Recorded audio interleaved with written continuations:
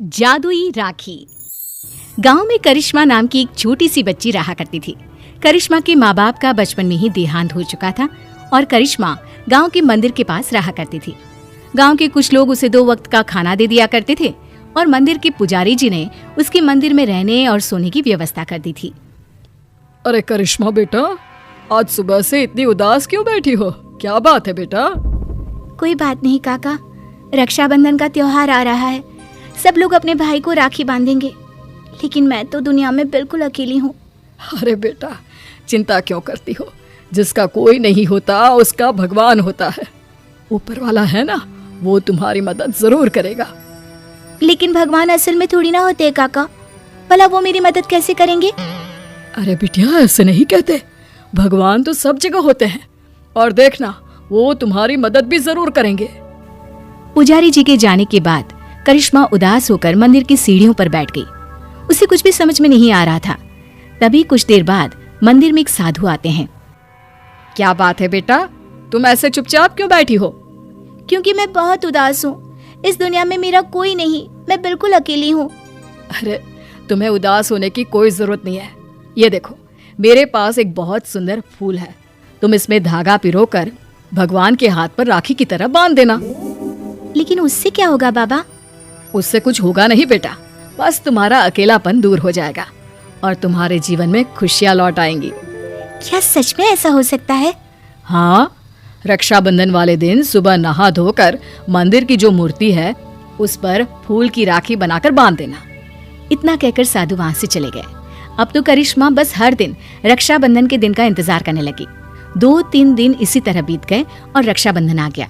करिश्मा सुबह सुबह नहाकर उस फूल में धागा पिरोकर भगवान के मंदिर पहुंची और उसने वो राखी भगवान की मूर्ति को बांधी। ठीक उसी वक्त वहां पर करिश्मा से कुछ साल बड़ा एक लड़का आया और उसने अपना नाम किशन बताया। अरे करिश्मा, तुम्हारी राखी तो बहुत सुंदर है। क्या ऐसी राखी तुम मेरी कलाई पर भी बांध सकती हो? वो क्या है ना, मेरी कोई बहन नहीं है। लेकिन ये राखी में जो फूल लगा हुआ है वो मुझे किसी साधु बाबा ने दिया था और मेरे पास दूसरा कोई फूल नहीं है। लेकिन मुझे तो तुम्हारे हाथ की बनी हुई राखी ही चाहिए, कहीं से भी लेकर आओ। अब मैं क्या करूं? भगवान ने बड़ी मुश्किल से मेरे जीवन में किसी को भेजा है। अगर मैंने किशन को राखी नहीं बांधी तो वो नाराज होकर चला जाएगा। सोचते सोचते करिश्मा मंदिर के बगीचे में पहुंची और वहां से उसने फूलों की मदद से एक सुंदर सी राखी बनाई और मंदिर में पहुंची। ये देखो किशन, मैंने तुम्हारे लिए बहुत सुंदर राखी बनाई है। नहीं, मुझे वही राखी चाहिए जो तुमने भगवान को बांधी है। लेकिन ये कैसे हो सकता है? वो राखी तो मैं भगवान की मूर्ति को बांध चुकी हूँ। तो कोई बात नहीं, वहाँ से वो राखी उतार कर तुम मुझे बांध लो और ये जो नई राखी तुमने बनाई है वो ले जाकर भगवान को बांध दो। किशन के बार बार जिद करने पर करिश्मा ने ऐसा ही किया। जैसे ही करिश्मा ने किशन की कलाई पर राखी बांधी, देखो, अब तुम्हें मुझसे कोई गिफ्ट लेना होगा। जब भी कोई बहन अपने भाई की कलाई पर राखी बांधती है तो बदले में उसे कोई ना कोई तोहफा लेना ही पड़ता है। लेकिन मुझे तो कुछ नहीं चाहिए। लेकिन अब तुम्हारा भाई आ गया है ना, अब से तुम्हें किसी के आगे हाथ फैलाने की जरूरत नहीं है। चलो, मैं तुम्हारे नए घर में लेकर चलता हूँ। करिश्मा किशन के पीछे पीछे चल दी। कुछ ही दूरी पर एक बहुत सुंदर सा छोटा सा घर बना हुआ था। देखो करिश्मा, आज से ये तुम्हारा घर है। ये समझ लो कि तुम्हारे भाई ने तुम्हें रक्षाबंधन का तोहफा दिया है। ये घर तो बहुत सुंदर है, मैं यहाँ पर रह सकती हूँ? हाँ हाँ, बिल्कुल रह सकती हो। इतना कहकर किशन वहां से चला जाता है और करिश्मा अपने घर में रहने लगती है। उस घर में खाने पीने की सारी चीजें थी। करिश्मा बहुत खुश थी और गांव के लोग भी खुश थे। करिश्मा को रहने के लिए एक जगह जो मिल गई। कुछ दिनों के बाद किशन करिश्मा के घर आता है।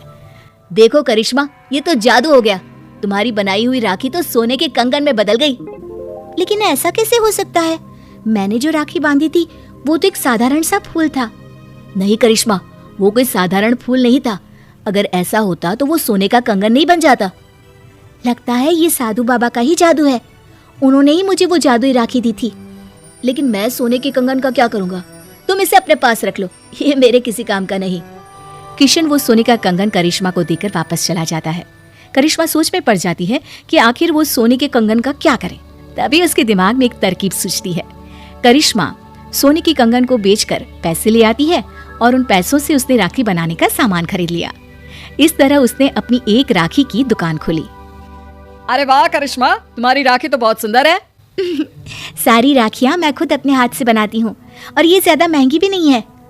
हाँ, ये बात तो बिल्कुल सच है। तुम्हारी राखी बहुत सस्ती और सुंदर है।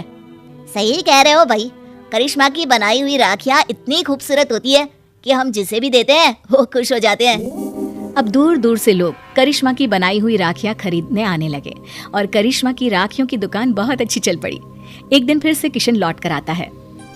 करिश्मा, मैं तुम्हें एक बात बताना चाहता था। हाँ बताओ ना भैया, क्या बात है? देखो करिश्मा, मैं उन साधु बाबा का ही एक शिष्य हूँ और उन्होंने ही मुझे तुम्हारे पास भेजा था। वो तुम्हारे बारे में जानना चाहते थे कि तुम कितनी ईमानदार हो, इसीलिए वो सोने का कंगन मैंने तुम्हें दिया था और तुमने उस सोने के कंगन का उपयोग एक अच्छे काम में किया है। इसलिए साधु बाबा और मैं, हम दोनों ही तुमसे बहुत खुश हैं और हम दोनों का आशीर्वाद तुम्हारे साथ है। अब आने वाले जीवन में तुम्हें किसी भी प्रकार की परेशानी का सामना नहीं करना पड़ेगा। किशन भैया, तुम्हारे जैसा भाई और साधु बाबा जैसे गुरु पाकर मेरा तो जीवन ही सफल हो गया। मेरी मदद करने के लिए बहुत बहुत धन्यवाद। आपकी दी हुई जादुई राखी ने सच में मेरा जीवन बदल दिया।